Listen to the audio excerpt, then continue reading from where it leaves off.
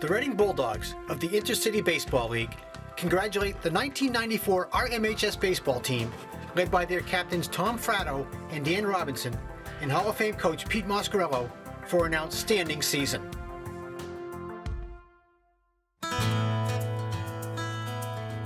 Heading into the 1994 baseball season, the word on the street was the Rockets were not expected to be overpowering in any aspect of the game.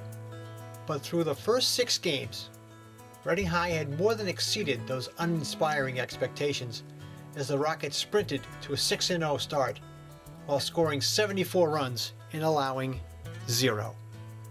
The streak started with an 11-0 win over Wakefield. Opening day starter Tom Fratto allowed just 1 hit over 5 innings. The senior co-captain added 2 hits, drove in 2 runs, and scored 3 times. Sophomore and future Hall of Famer Steve Langone was the Game 2 starter against Winchester, and Langone picked up where Fratto left off. The right-hander carried a perfect game into the 7th before yielding a 2-out single en route to a 12-0 victory over the Sachems. Senior co-captain Dan Robinson powered the offense by going 4 for 4 with a home run and 5 runs batted in. Fratto struck out 8 in his second start of the season versus Watertown. The outfield tandem of Chris Foley and Mike Cormio recorded 2 hits each as the Rockets soared to a 10-0 victory at Morton Field. The 4th game of the season was a highly anticipated matchup against Lexington at Doubleday Field on the grounds of the Baseball Hall of Fame in Cooperstown, New York. The Rockets' performance that day was one for the ages, recording a 13-0 win over the Minutemen. Tom Fratto's endeavors at the plate were characterized by Coach Pete Moscarello as a Hall of Fame performance. Fratto went 4 for 4 and drove in 6 runs on the strength of 3 home runs, including a monster shot to the deepest part of the ballpark. Not to be outdone, starter Steve Langone pitched 7 innings, striking out 16 and allowing 1 hit. He also recorded 4 hits on the day. Next up for the Rockets was a trip to Morelli Field in Melrose to face the Red Raiders. Reading scored 5 times in the first inning on its way to a 15-0 rout, highlighted by a 3-run triple by senior Coley Foley. Fratto earned his 3rd victory of the year, going 5 innings, allowing a single hit while fanning 11. After 5 games, the undefeated Rockets scored 61 runs on 61 hits, while their pitching staff allowed no runs and just 9 hits. At Burlington in Game 6, the Rockets scored 13 runs on 13 hits. Coley Foley went 3 for 3 with 4 RBI, and Langone picked up his 3rd shutout victory of the season. And finally, it happened. After outscoring their opponents by a mind-boggling 74-0, Belmont snapped the Rockets' shutout streak by scoring 3 runs, but the Rockets won in walk-off fashion. Fratto, who homered earlier in the game, ended the day as he drove in John Whalen with a 7th-inning single. Fratto also recorded his 4th mound victory of the season. A workmanlike 5-1 victory over the Tanners in Woburn moved the Rockets to 8-0. Langone allowed 3 hits on his way to win number 4. The schedule makers could not have drawn it up any better. Reading was set to face its dreaded rival Stoneham, who were locked with the Rockets in a first-place tie at 8-0. In a battle of mound aces at Morton Field, Peter Fisher was dominant for Stoneham, spending a complete game 1-hitter as the Spartans defeated the Rockets 8-0. Fratto suffered his first loss of the season.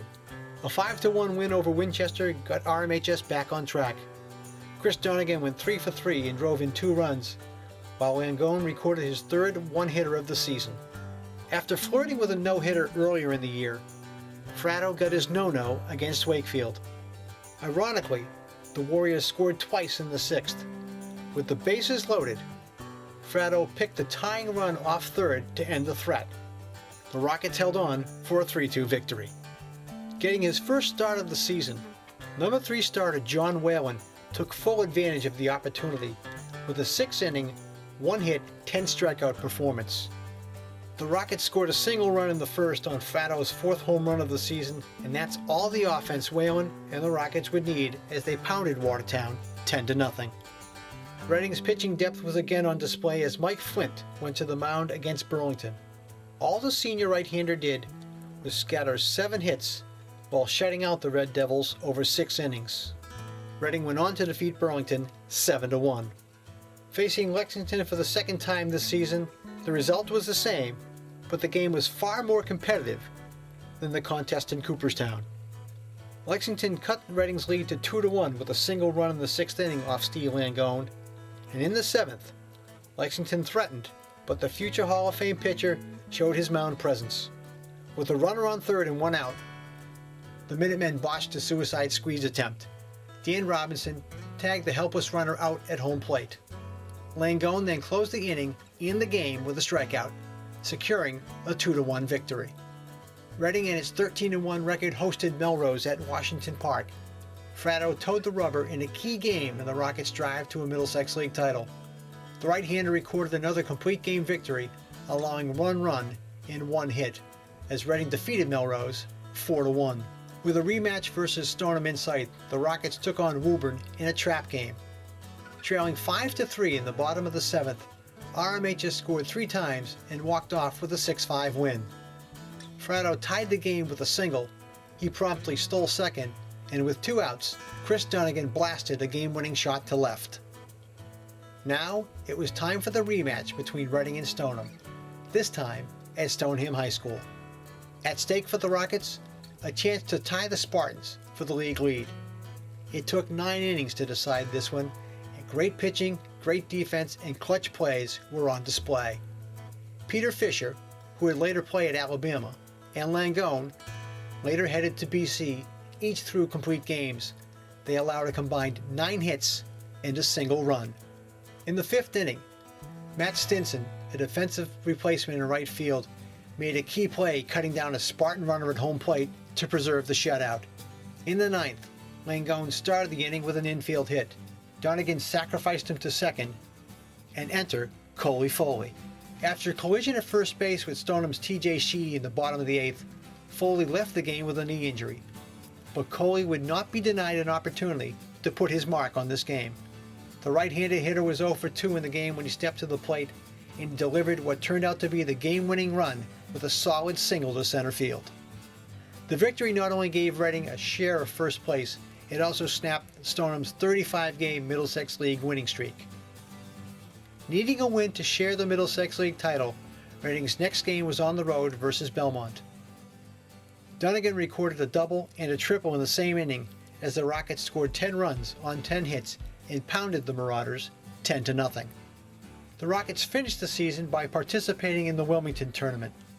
Getting his first start of the season, senior right-hander Matt Stinson put his name in the record books.